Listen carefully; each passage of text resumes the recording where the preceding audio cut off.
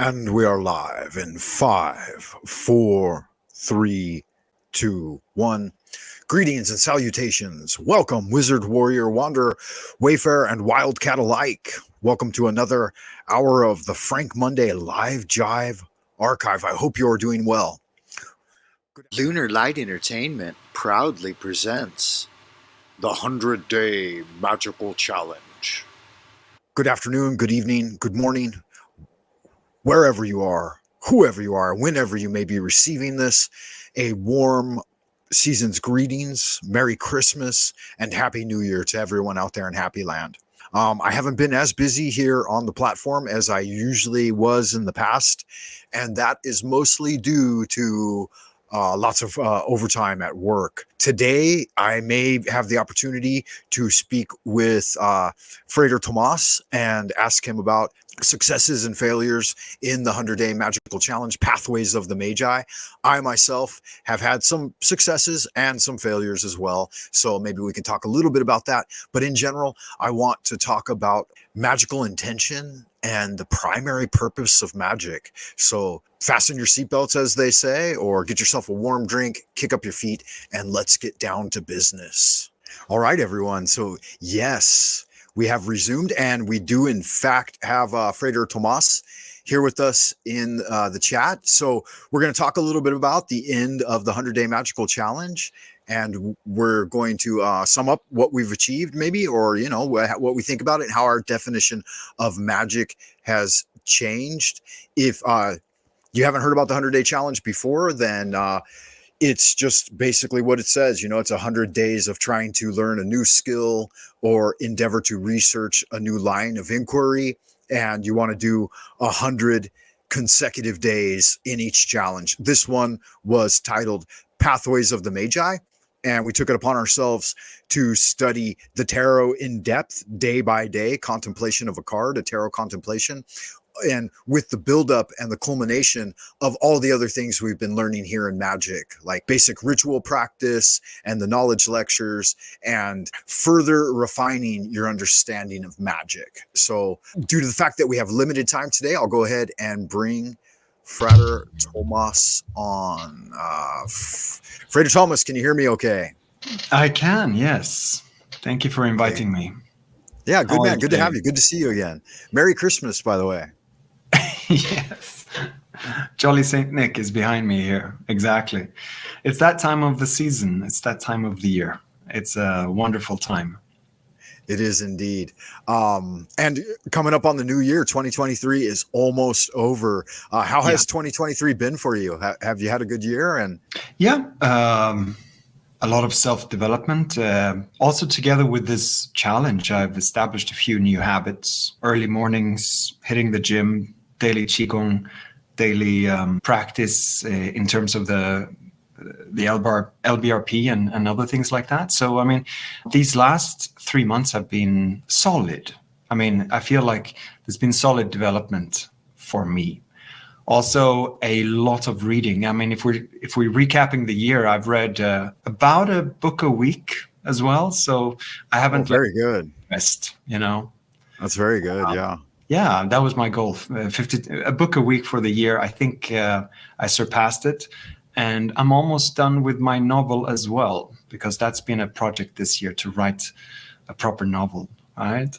Awesome. Yeah, and I had a chance to look at the first few chapters. Thank you for sending those to me. Cool. So the 100-Day Challenge, Pathways of the Magi, I want to remind everyone to, you can check out Frater Tomas on buymeacoffee.com/genius. It's there down below. That's you can see it. So you've got some things up there as well. You've got a little bit of deep dive into the tarot with some of your insights there. So it's in PDF form. You can download that. So that's a good way to get the new year started. If you were participating in Pathways of the Magi, then we went through all of the various grades, right? All right, for everyone at home watching, please hit the thumbs up, like, and subscribe, all that fun stuff that makes the YouTube algorithms bark like Pavlov's dog. We had lost a little bit of a connection there, so I kind of restabilized the internet. Thomas, you were telling me about some of the things you have on the Buy Me a Coffee website. Yeah. So I've put up a guide to the tarot. This came from my own study of it, and I've been pulling together a few different authors, a few different creators' ideas, built on it myself, and then I've tacked on at the end of this PDF document. I've tacked on how to do spreads. So it's just supremely practical. I would like to have a guide for myself that is so practical that you don't even have to think about it. You just look through it, you understand what's going on, and if you do a spread, or when you do a spread, to learn a little bit more about what's going on, or open yourself up to these interpretations, they will be readily available. So it's just super practical. Also, I'm going to put up a self-hypnosis guide for people to download. And I make it very affordable, of course. It's not really about the money. It's mostly about putting out some good ideas into the world. Very, very cool. Yeah. I haven't, like, over the last month, I've had some difficulties connecting with the internet and stuff, but that is what it is when you're living behind the bamboo curtain, as it were. One other thing I wanted to discuss while I've got you here with me is, has your definition of magic and what it means to you, like the magical practice, has that evolved at all, or how has it changed over the 100-day challenge? I mean, we've been hard at it for 3 months. Like in the elemental grade, we built this strong foundation of physical self-strengthening, and then we went through the mental sphere of reinforcing all of those great things that we learned during hypnoapotheosis. And then as we got into the element of water, I personally achieved greater command of my emotional states, and made it almost like a game, and interacting with the world, and seeing how my emotions were swayed by people's conversation with me and various events that happened at work. But not only that, like, I used that opportunity to simplify my food requirements. Like, I do a lot of, I'm a bit of a foodie, and so I enjoy lots of tasty food, but I bought myself a lot of different grain. As I said, just for me, like during the emotional sector, I wanted to see if that refining my diet down to a more simplified diet, because I kind of prided myself on a really simplified diet when I was in my 20s, my late teens and my 20s. And I realized, like, in the Chinese culture, how much emphasis they put on food and family dinners and friends gathering and really fellowship over food. And I had been a bit of a stoic when it came to food and in my living conditions. And that gave me a lot of, like, freed up energy to focus on spiritual cultivation and exercise and educating myself, being autodidactic when it came to the esoteric arts. And so I wanted to reinstill that in myself this time around, and I was able to achieve that. And so that's pretty fun. And also, it kind of separates me. I don't, if you know about my work situation, but I'm kind of living at my job. I have the dormitory here, and then going to the canteen all of the time. Like, it builds this almost subconscious biosurvival dependency on that system that can, to an extent, if you're not wary of it, they can kind of entreat you in. Like, we're not only are we feeding and housing you, all of these things, it's almost as if it can tend to lord it over you. And so I thought it's important that as a young man, I established these firm routines of nutritional and survival independence based on really simple, low cost alternatives. So that was something that I did achieve. What about yourself? I wanted to focus on our greater understanding of magic, the magical intent, the magician's will, and those types of things. One thing that happens when you do something daily is that you're making subtle changes in your subconscious mind. I'm a practicing hypnotherapist, so this is what I spend a lot of time thinking about and working with.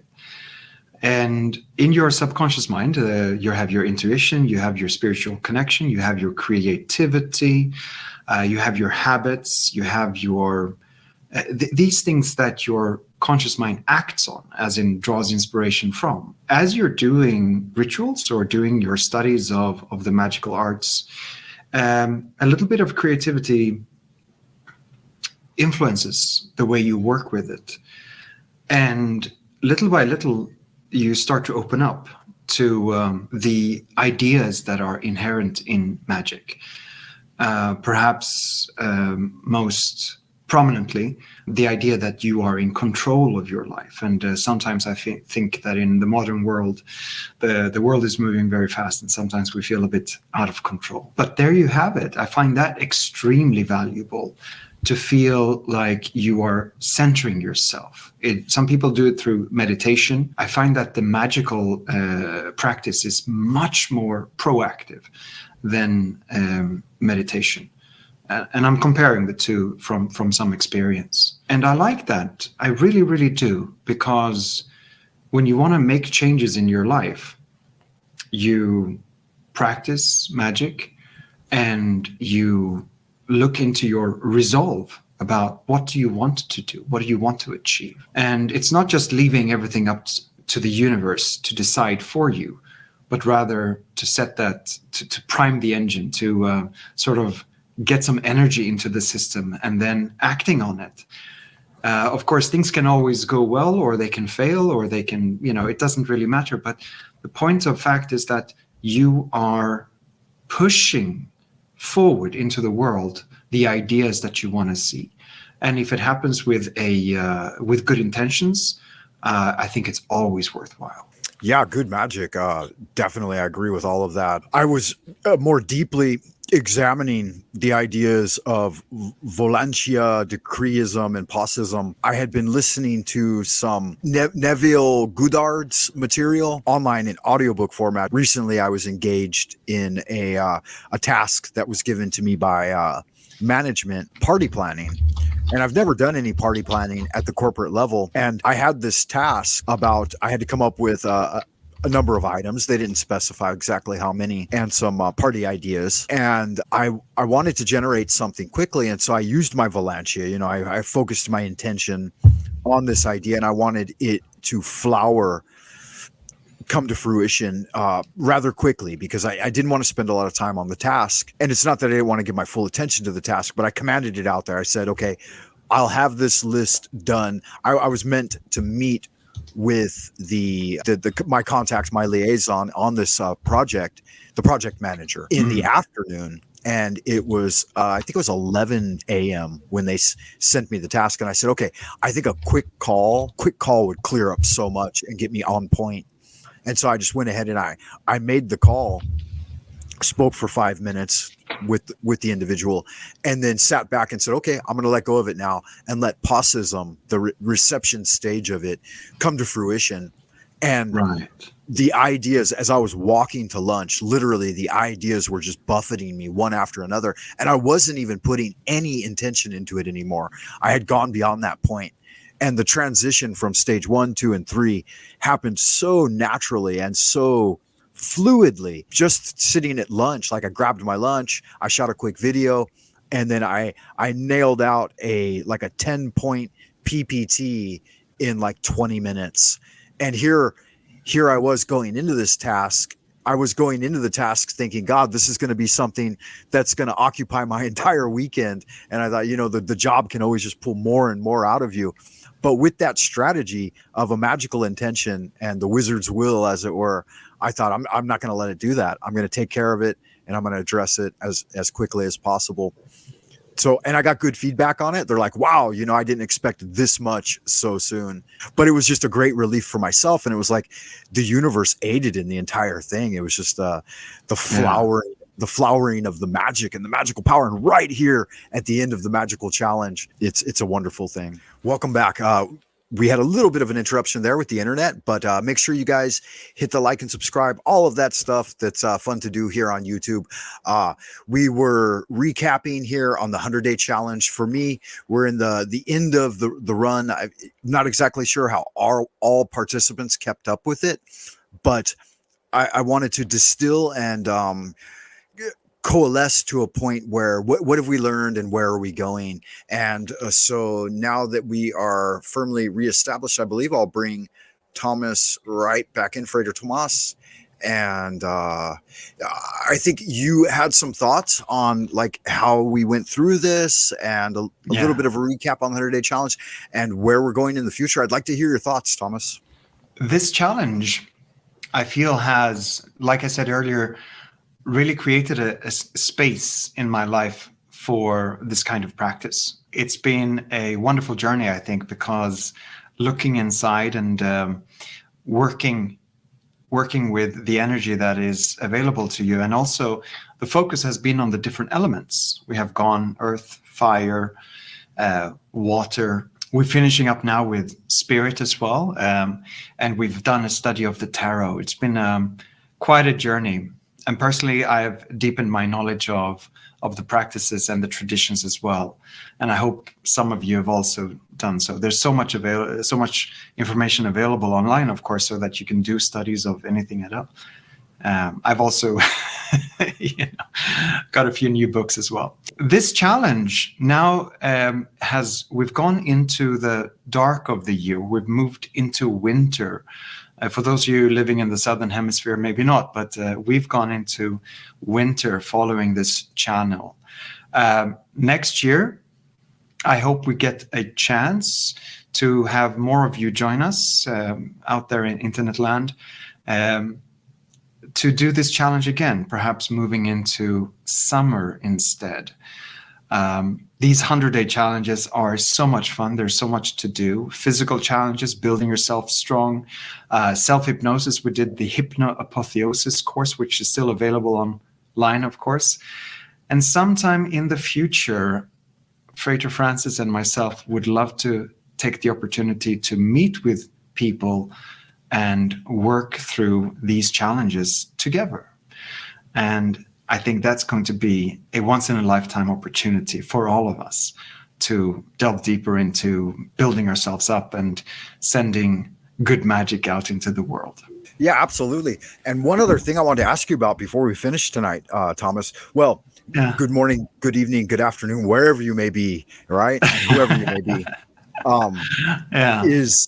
I've noticed on your YouTube channel, you've been doing some shorts and they've helped supplement me a lot. I like to listen to that kind of thing on YouTube. It's mostly, in fact, what I use YouTube for is listening to audiobooks.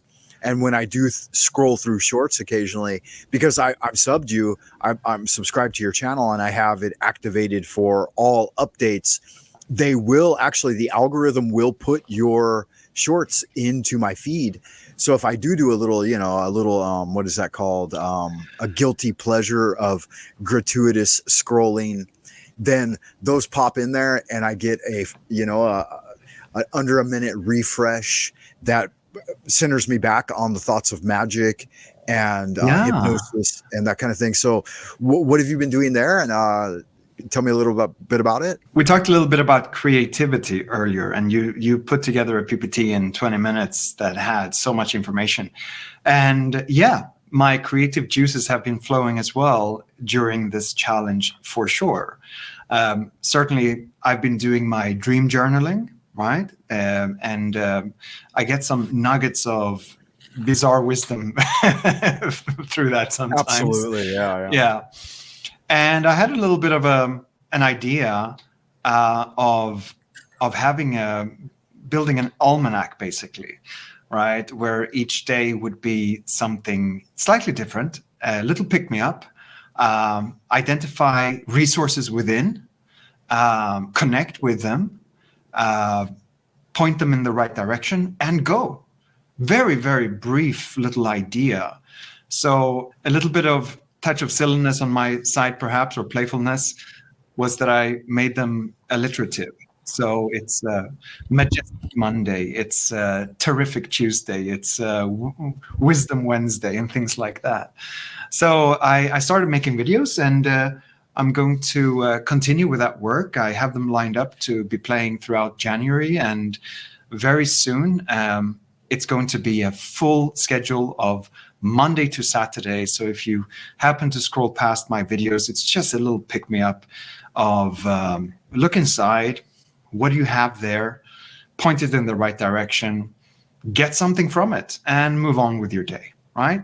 So that was my idea, because who doesn't need a little bit of positivity in their lives, So I'm lending my voice to that. Yeah, it's good fun. I mean, it's exactly the kind of thing that I like tuning in for when I'm scrolling through the various YouTubes and channels and stuff. I know that most people who like use YouTube or this platform tune in for a lot of times for longer content or well polished succinct videos that are like 15 to 20 minutes long. But YouTube's algorithm recently has been driven by the shorts over this entire year, and maybe it started even earlier, like a couple of years ago. They sought to kind of copy that TikTok format, and Sure. Some people did feel that it was kind of a cheapening of the experience, but the numbers, the data, that it's data driven, and Cheapening? Different purposes, I think, but yeah. There's one guy I listened to a little bit here on YouTube, and he took an approach to it that I thought was really clever. And he thought, it's an opportunity like to make 30 second to 60 to a minute long advertisements each time, where it's not an advertisement in so much as that you're advertising whatever it is you do, but that you're making a very concise distillation of like what you're doing and who you are, and at the same time adding all the value of it and experience of what's gone before, everything that you've done up to now, and then putting it into these 30 second to 60 second long clips. And when he took it as the challenge of like a challenge, right? Of how can you best represent yourself in such a short period of time? Like he's a one-man show that I know for sure, and a lot of people aren't. A lot of people have corporate backing, they have money, they have sponsorships, they have high-tech equipment, but YouTube has always been about the gritty individualist that is a bootstraps kind of guy and brings themselves up. And there's been a bit of a divide in 2023 in looking back, that when YouTube took on corporate sponsorships and stuff, of course you need the money, obviously, no one's going to begrudge them that, but that they thought, well, these things are super polished and they're made for TV and they're not really the YouTube ideal. Yeah, I've watched quite a few of yours. I've tried to get on there and check them out, and they've appeared in my feed, so that's awesome, and I look forward to even more of that in the future. Give me more of that. You. Right? Yeah. I put it out there as a calling card, almost like a business card, right? Put it out there as a calling card. And I think there's the saying I got from one of my hypnotherapy teachers is that whatever you put out into the world comes back threefold, right? It's a little bit of the karmic debt maybe that you create if you do something unsavory. Not that I feel I have, but the simple idea is I want people to feel good. This is a genuine idea that I live with, that if people are a little bit happier in themselves and feel like they have a bit more autonomy and a bit more direction in their lives, then this world is a better place. And it's very, very hard to accomplish that. But I think it is a matter of many small pushes in the right direction, in a sense. So if you're happy in your marriage relationship, if you're feeling that your job is furthering your life, if you feel like your health is, on the right track, you tend to be kinder, just in general, because things are working for you. So in my work as a hypnotherapist, when I work with a client, what perhaps sometimes surprises people is that this is extremely beneficial to everyone around that client too, because they're getting their shit together in a sense, or they are improving an aspect of their lives, which is stopping them from being happy. And once they find that, yeah, I can be happy, I can have some control of my life, that will affect other people too, in the sense that perhaps they become more of a solid figure, in a sense, in relationships. They have more of maybe being more firm in their resolve, and perhaps even being more productive, whatever it might be.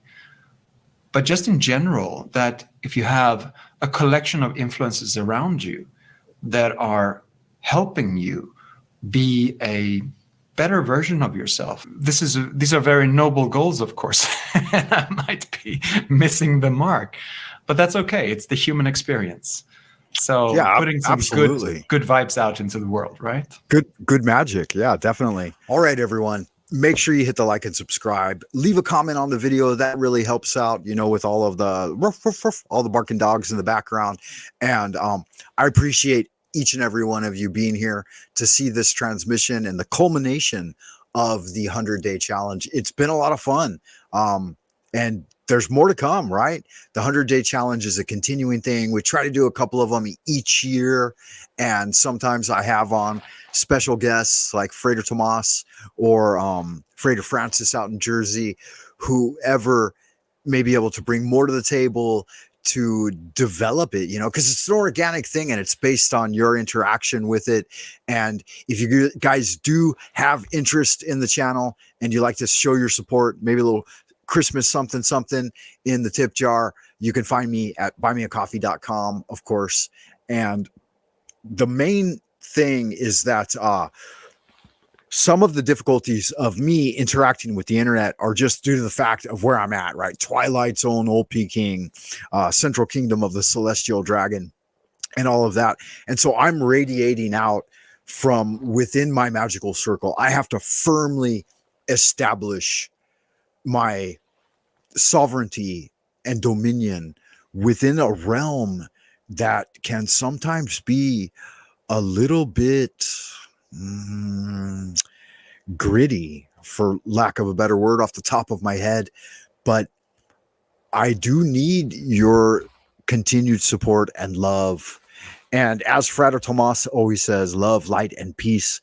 That kind of thinking, it really does bring the world forward. But we have to do it from a center of sincerity and genuineness. And with that, yeah, that brings us all together. Happy New Year 2024, going into the abodes of the future like a fucking rocket launched from some secret missile base. I love y'all, good looking, sexy people. Stay well out and happy land. And until next time, keep doing good magic as we wander into the abodes of the future. Ad Astra per Aspera. I will see you on the next transmission. And congratulations to each and every one of you that has made it through the 100-day challenge, Pathways of the Magi. I think you've done well, and I think you will continue to do well into the abodes of the future. Bye for now, everyone. Thank you for watching Lunar Light Entertainment. Have a great day.